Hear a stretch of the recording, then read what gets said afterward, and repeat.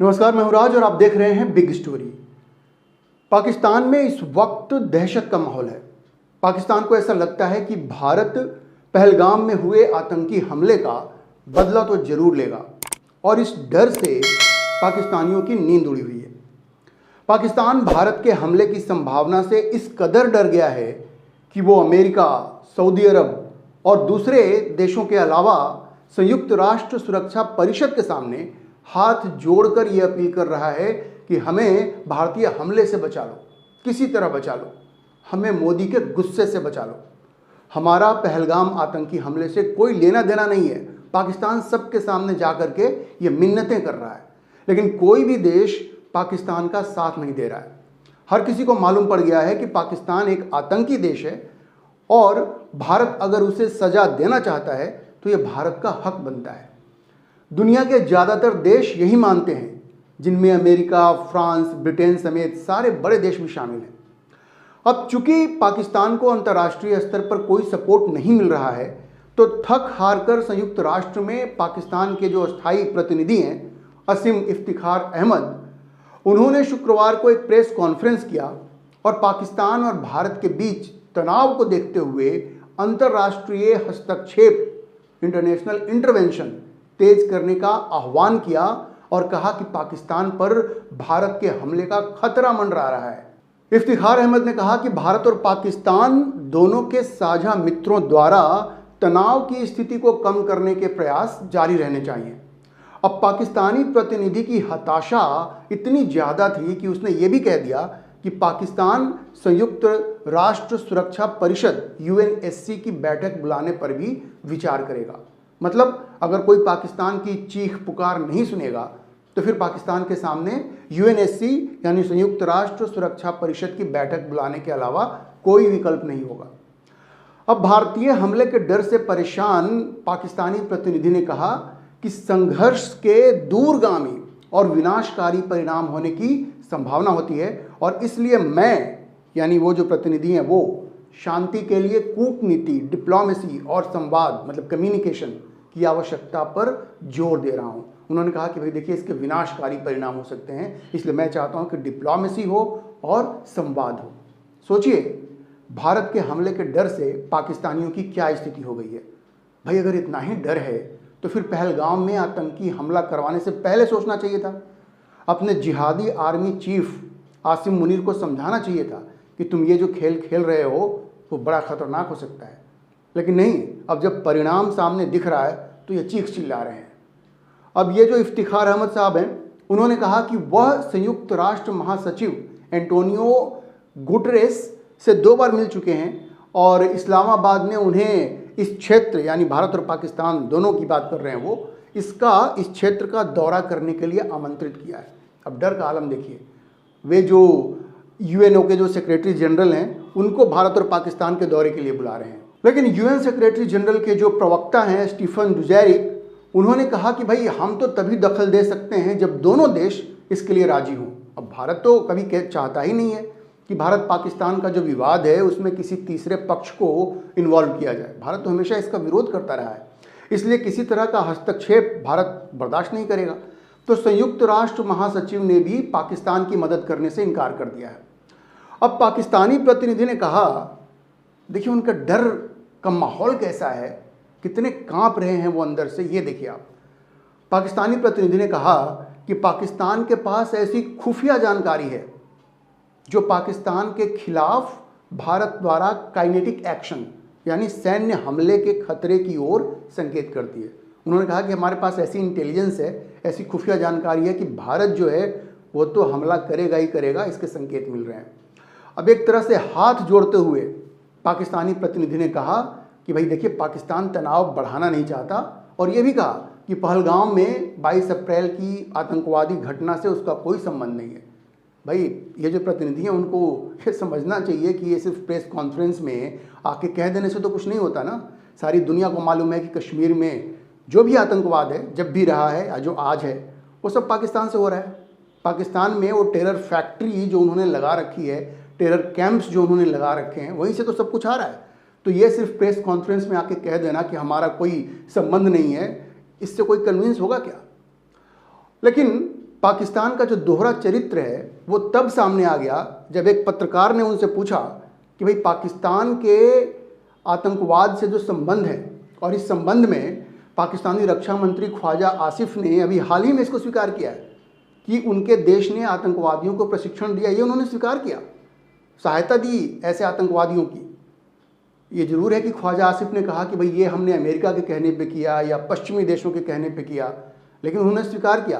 तो जब ये जो पाकिस्तान के प्रतिनिधि हैं, जब उनसे ये पूछा गया तो वो बिल्कुल सख्ते में आ गए और कोई इसका सीधा जवाब नहीं दिया उन्होंने। जब उनसे मुंबई में हुए हमलों के बारे में पूछा गया और उसके जो हमलावर थे उनके बारे में, 26/11 के हमलावरों के बारे में जब पूछा गया जो पाकिस्तान से आए थे, जिसमें अजमल कसाब भी था, तो उस हमले के मास्टरमाइंड हाफिज सईद उसके बारे में पूछा गया और ये भी बताया गया उनको कि भैया ओसामा बिन लादेन जो था, जो अंतर्राष्ट्रीय स्तर पर घोषित आतंकवादी था, वो भी तो पाकिस्तान में ही मौजूद था। तो जब ये सवाल पूछे गए मुंबई हमलों के बारे में, ओसामा बिन लादेन के बारे में, तो ये पाकिस्तानी प्रतिनिधि भाग चला और कहा कि मैं इस तरह की चर्चा से बचना चाहूँगा। तो क्या उनके पास कोई जवाब ही नहीं है? कोई जवाब नहीं था। अब तो सारी दुनिया जान गई है कि पाकिस्तान ने ओसामा बिन लादेन को अपने घर में छिपा कर रखा था। ओसामा बिन लादेन से लेकर हाफिज सईद तक ये जितने खूंखार इस्लामी आतंकवादी हैं, उन सबों को कौन शह देता है, कौन पनाह देता है? ये पाकिस्तानी है। अच्छा देखिए, इस मामले में पाकिस्तान के रक्षा मंत्री ख्वाजा आसिफ ने पहले बयान दिया, बाद में जो उनके पूर्व विदेश मंत्री हैं बिलावल भुट्टो, उन्होंने भी इसे स्वीकार किया। अब भले ये कहा कि ये सब उन लोगों ने अमेरिका और पश्चिमी देशों के लिए किया, लेकिन भाई दुनिया इसे मानने के लिए तैयार नहीं है और इस बयान पे तो अमेरिका भी बिफर गया, बोला यार हमें क्यों बदनाम करते हो। तो पाकिस्तान इस मामले में ऐसे कहें कि बिल्कुल नंगा हो चुका है। आतंकवाद के मसले पे पाकिस्तान बिल्कुल बेनकाब हो गया है।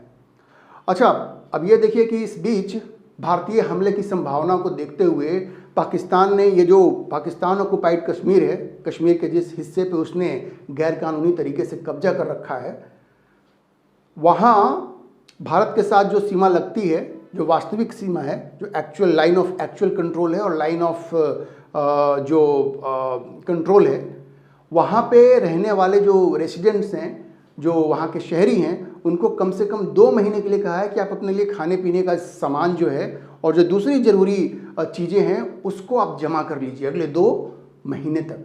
मतलब इनको पूरा ये अंदाज़ा है कि भारत कभी भी हमला कर सकता है और फिर चीज़ें बड़ी मुश्किल हो जाएंगी इनके लिए। अब देखिए, एक बात तो हर कोई जानता है कि पाकिस्तान इस वक्त इस हालत में नहीं है कि युद्ध का बोझ उठा सके। आर्थिक रूप से तो बिल्कुल चरमरा गया है, तंगे हाल है। अब इस तरह की तंगे हाली में पाकिस्तान के सामने क्या ऑप्शन होगा? अगर युद्ध लंबा खींचा, जो कि खींचेगा, तो पाकिस्तान के सामने 1971 की तरह सरेंडर करने के अलावा कोई ऑप्शन नहीं होगा। और भारत ये समझता है और इसीलिए भारत ने पाकिस्तान की आर्थिक नाकेबंदी भी तेज कर दी है। पहले तो सिंधु जल नदी समझौते को सस्पेंड करने का बड़ा फैसला लिया गया, जिससे पाकिस्तान में अभी तक आग लगी हुई है। उटपटांग बातें वो कर रहे हैं, लेकिन उनको पता है कि अभी तो सस्पेंड किया है ना, जब इस पर एक्शन शुरू हो जाएगा तो वो बूंद बूंद पानी को तरस जाएंगे। अच्छा, उसके बाद भारत ने एक और बड़ा एक्शन लिया है। अब भारत ने डिसाइड किया है कि पाकिस्तान से किसी भी तरह का आयात नहीं किया जाएगा, प्रत्यक्ष हो या अप्रत्यक्ष हो, डायरेक्ट हो या इनडायरेक्ट हो, सब पर रोक लगा दिया गया है। और भारत और पाकिस्तान के बीच जो एकमात्र व्यापार मार्ग था वाघा अटारी, उसको पहले ही बंद कर दिया गया है। तो भारत पूरी तरह से पाकिस्तान की आर्थिक नाकेबंदी में जुट गया है और ये पाकिस्तान जो $1 के लिए जाकर के विदेशों में भीख मांगता है वर्ल्ड बैंक, IMF के सामने, उसका अब क्या हाल होगा आप समझ सकते हैं। तो पाकिस्तान में पूरी तरह से दहशत का माहौल है। LOC पर लगातार गोलीबारी जारी है। आर्मी, भारत की जो आर्मी है वो जैसलमेर में अर्जुन टैंक के साथ युद्धाभ्यास कर रही है।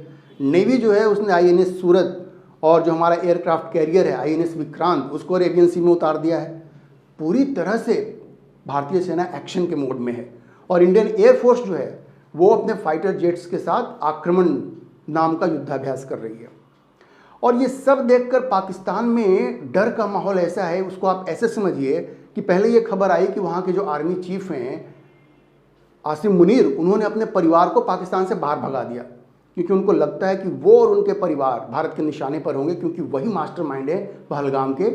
और प्रधानमंत्री मोदी ने ये कहा है कि हम तो उनको छोड़ेंगे नहीं जिन्होंने ये षड्यंत्र रचा है। तो आसिम मुनीर इतना डर गया है कि पहले तो उसने अपने परिवार को भगाया, फिर ये खबर आई कि खुद भी भाग गया। लेकिन उसके बाद ये खबर आई कि नहीं नहीं, वो रावलपिंडी में ही है और किसी बंकर में छुपा हुआ है, बाहर नहीं आ रहा वो। और जब बात बहुत बढ़ने लगी तो वहाँ के पीएमओ ने एक्स पर एक पोस्ट किया जिसमें एक फ़ोटो दिखाई गई 26 अप्रैल की, कि जिसमें वो प्रधानमंत्री के साथ बैठे हुए हैं।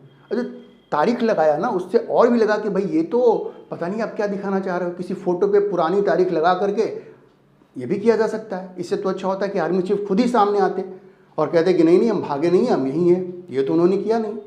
अच्छा, उसके अलावा ये जो हाफिज़ सईद है, जो लश्कर तैयबा का चीफ है, और आपको पता है कितना बड़ा आतंकी है, ये मुंबई हमलों का भी मास्टरमाइंड ही है, और ये पहलगाम का भी एक तरह से वन ऑफ द मास्टरमाइंड्स है।